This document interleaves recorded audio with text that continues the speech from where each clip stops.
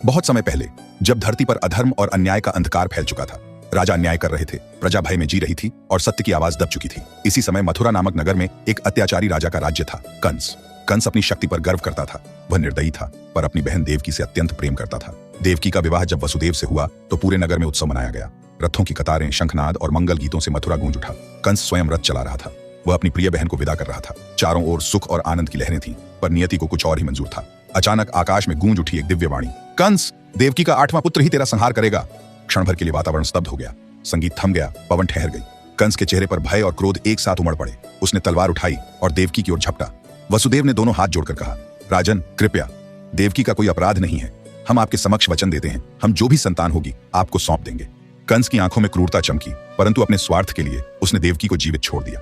उसने दोनों को कारागृह में डाल देने का आदेश दिया।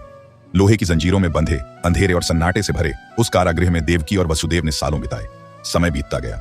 देवकी के 6 पुत्र हुए, पर प्रत्येक को कंस ने निर्दयता से मार डाला। हर बार देवकी की करुण पुकार दीवारों से टकराती और वसुदेव की आंखों से मौन आंसू बहते। फिर 7वां गर्भ, जो दिव्य योग से रोहिणी के गर्भ में स्थानांतरित हुआ, और इस प्रकार बलराम का जन्म हुआ। कंस को पता भी नहीं चला। और अब समय आया देवकी के 8वें गर्भ का। रात गहराती जा रही थी। मथुरा नगर में तूफान उठ रहा था। बादल गरज रहे थे, बिजली चमक रही थी। कारागृह के भीतर देवकी प्रसव पीड़ा से कराह रही थी। वसुदेव उसके पास खड़ा था, दिल में भय और श्रद्धा दोनों। और फिर मध्य रात्रि के उस पावन क्षण में श्री कृष्ण का जन्म हुआ।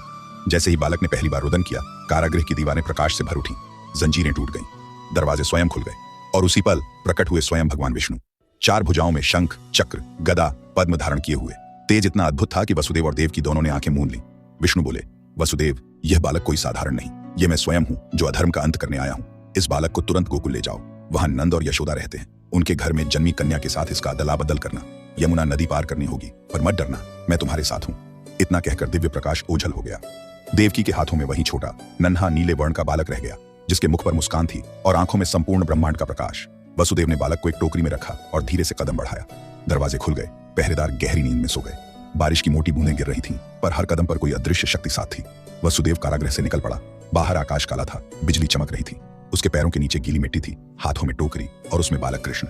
यमुना नदी उफन रही थी। लहरें ऊंची उठ रही थीं, जैसे चुनौती दे रही हों। परंतु जब वसुदेव पानी में उतरा तो नदी की लहरें धीरे धीरे शांत हो गईं। शेषनाग अपने विशाल फन फैलाकर वसुदेव और बालक के ऊपर छत्र बनाकर खड़ा हुआ। वसुदेव की चाल स्थिर थी। हर कदम पर ईश्वर की कृपा थी। पानी घुटनों तक, फिर कमर तक, फिर छाती तक, पर टोकरी सिर से ऊपर और बालक कृष्ण शांत, जैसे गहन ध्यान में लीन।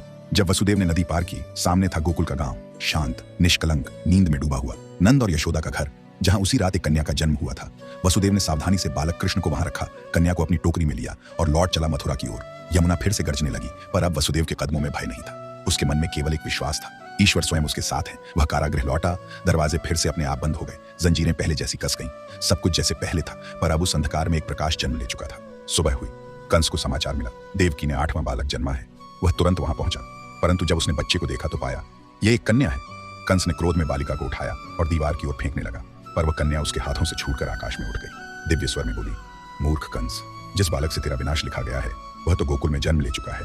और यह कहकर वह देवी अपने वास्तविक रूप में प्रकट हुई और अदृश्य हो गई। कंस का चेहरा पीला पड़ गया।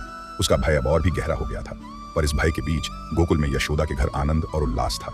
बालक कृष्ण की किलकारियों ने पूरे गांव को मोह लिया। वह वही बालक था जो आने वाले वर्षों में अधर्म का अंत करेगा, कंस का वध करेगा और सत्य, प्रेम और धर्म की पुनर्स्थापना करेगा।